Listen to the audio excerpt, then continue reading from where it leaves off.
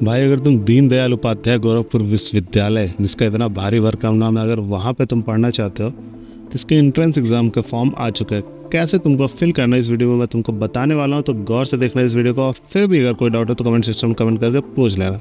तो अभी बढ़ते हैं वीडियो की तरफ। तो सबसे पहले तुम्हें ऑफिशियल वेबसाइट पे आ जाना। जैसे ऑफिशियल वेबसाइट पे आ जाओगे, सामने कुछ तुमको ऐसा देखने के लिए मिल जाएगा।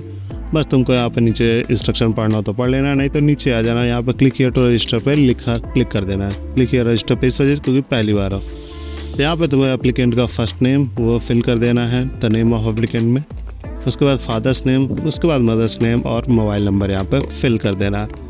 ईमेल आईडी की बात करें तो यहाँ पे जो भी तुम्हारे पास ईमेल आईडी है उसको तुमको फिल कर देना, क्योंकि वहाँ पे एक लिंक जाएगा तो वही फिल करना जहाँ जिसका तुम्हें पासवर्ड पता हो। ऐसे यूं ही मत डाल देना, नहीं तो बाद में घूमते रह जाओगे। उसके बाद आपको डेट ऑफ बर्थ डाल देनी, जो भी आपकी डेट ऑफ बर्थ है आपके क्लास 10th के मार्कशीट के हिसाब से। यहाँ पे थोड़ा सा डेट ऑफ बर्थ सेलेक्ट करने का जो ऑप्शन है थोड़ा सा वियर्ड है, तो देख लेना अपने हिसाब से। उसके बाद जो पूछेगा कि आप यूपी के निवासी हो, अगर आप यस करोगे तो आपके लिए कैटेगरी का ऑप्शन खुलेगा। वहाँ पे तुम ओबीसी, SC, ST सारी चीज़ें सेलेक्ट कर सकते हो। अगर आप नो करोगे तो सिर्फ और सिर्फ आपको जनरल, क्योंकि अदर स्टेट से जब कोई आता है तो वो जनरल के तरीके ही ट्रीट होता है। सेम स्टेट में रहेंगे आप, मतलब यूपी के निवासी हैं और यूपी का फॉर्म भरे, तभी आपको रिजर्वेशन का लाभ मिलेगा। तो अगले नंबर पे आपसे पूछेगा स्ट्रीम ऑफ इंटरमीडिएट, तो जो आपने 12th कहाँ से किया है, आर्ट से किया, साइंस से किया, मैथ से किया, बायोलॉजी के सारी चीज़ें आपको यहाँ पर फिल करनी होगी। अगर आपको मैथ्स है तो मैथ्स ग्रुप, बायोलॉजी तो बायोलॉजी ग्रुप, आज एग्रीकल्चर है, जो भी है आपको आप यहाँ पे सेलेक्ट कर लो। उसके बाद आपको कौन से कोर्स के लिए अप्लाई करना चाहते हो, तो अगर आप मैथमेटिक्स वहाँ सेलेक्ट कर लो तो यहाँ पे BSc मैथमेटिक्स ऑनर्स एक ऑप्शन दिखेगा, ये तुमको यहाँ पर सिलेक्ट करना है। क्योंकि अगर 12th आपने मैथ से किया हुआ है तो BSc भी आपको, ग्रेजुएशन भी आपको मैथ से ही करना होगा, वो आप यहाँ पे सेलेक्ट कर लोगे। सेलेक्ट करने के बाद आपको पासवर्ड अपना जनरेट करना है, जो भी आप अपना बनाना चाहो। उसके बाद री इंटर करना है उसी पासवर्ड को और कैप्चा फिल करके आपको सबमिट क्लिक कर देना है। टिक करते हुए आपको रजिस्टर पर क्लिक कर देना है।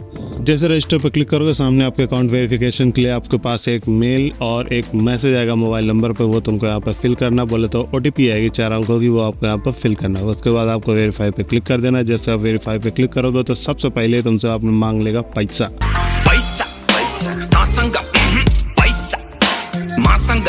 पैसे यहाँ पे बहुत ज़्यादा ज़रूरी बॉस, इसलिए पैसे तुमसे मांग लेगा। और ये OBC और जनरल के लिए 800 रुपये फीस है, और अगर आप SC ST है तो उसके लिए आपको 400 रुपये फीस पे करनी। BSc कोर्सेज़ के लिए, अदर कोर्स के लिए अलग अलग आपको यहाँ पे ऑप्शन मिल जाएंगे। तो भैया पैसे तो तुमको देना पड़ेगा यहाँ पे। जब फीस पेमेंट करा दोगे तभी आप आगे यहाँ पे बढ़ पाओगे, अदरवाइज़ आपको ये बढ़ने ही नहीं देगा। तो बस आपको अपनी फ़ीस पेमेंट कर देनी है। उसके बाद फिर से लॉगिन बटन का ऑप्शन तुम्हारे सामने आ जाएगा। लॉगिन कर लेना है जो तुमको मोबाइल नंबर आपने डाला है और जो आपने पासवर्ड बनाया था उससे। उसके बाद कैप्चा फिल करना है और लॉगिन पर क्लिक कर देना। जैसे लॉगिन पर क्लिक करोगे आपके सामने एक पेमेंट की फ़ीस रसीद सामने दिख जाएगी। अगर आप सेव करना चाहे सेव कर लीजिए, नहीं तो प्रोसीड पर एप्लीकेशन फॉर्म फिल करने के लिए आपको यहाँ पे आ जाएगा, जहाँ पे आपने कौन सा स्ट्रीम, सारी चीज़ जो अभी तो आपने रजिस्ट्रेशन में सेलेक्ट किया है वो आपको यहाँ पे देखने के लिए मिल जाएगा। उसके बाद अब आपसे पूछेगा जेंडर, और उसके बाद अब आपसे पूछेगा आधार कार्ड नंबर, तो जो भी आपका आधार कार्ड नंबर आपको वो फिल कर देना है। जेंडर आपका क्या है, मेल है फीमेल, वो आपको यहाँ पे फिल कर देना है।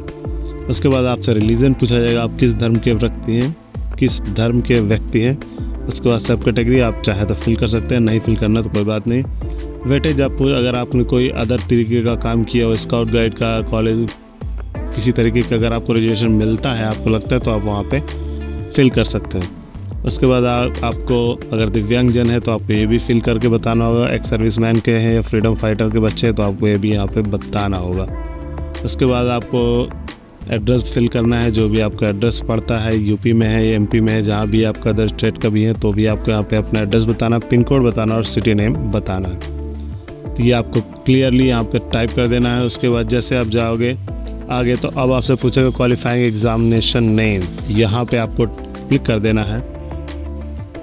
इसका मतलब ये है कि आपने कौन सा क्वालिफाई किया हुआ है एग्ज़ाम। तो बोले तो 12th की, अभी तक तो 12th ही किया है, ग्रेजुएशन के लिए आप अप्लाई कर रहे हो तो 12th के वहाँ पे सेलेक्ट कर देना है। इंटरमीडिएट किस ईयर में किया आपको वो फिल कर देना है। बोर्ड कौन सा था, आपने किस स्टेट से किया, UC बेसिस के, वो आपको यहाँ पर सेलेक्ट कर देना है।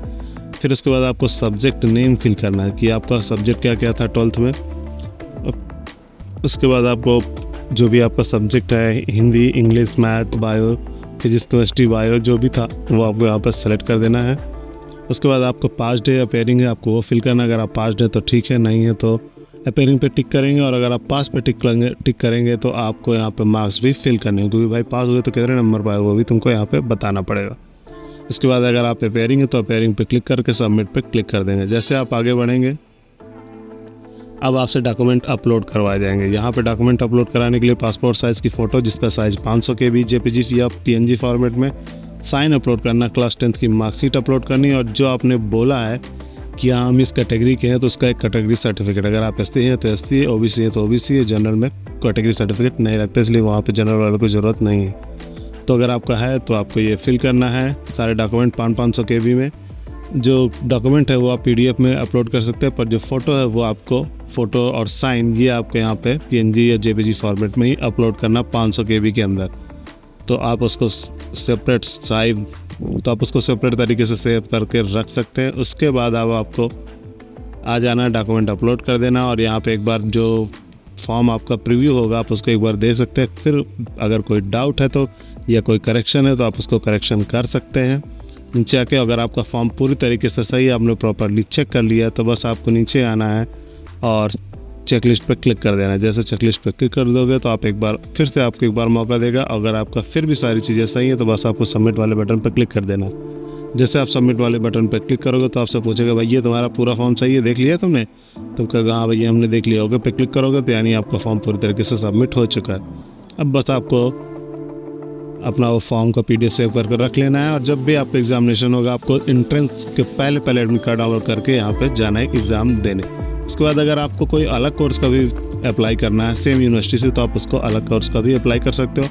हर कोर्स का अलग अलग फ़ीस है, आप वहाँ पे चाहो देख सकते हो। और अगर आपको एक ही कोर्स के लिए अप्लाई करना है तो कोई बात ही नहीं, वो तो आप अप्लाई सीख चुके हो कि कैसे करना है। अदर कोर्स के लिए भी सेम तरीके से करना होगा। तो आई होप तुमको चीज़ें समझ में आ गई होंगी। फिर भी अगर कोई डाउट है तो कमेंट करके पूछ सकते हो, इसका जवाब ज़रूर मिलेगा। साथ ही साथ इस चैनल को सब्सक्राइब कर लेना। तब तक के लिए धन्यवाद। जय हिंद।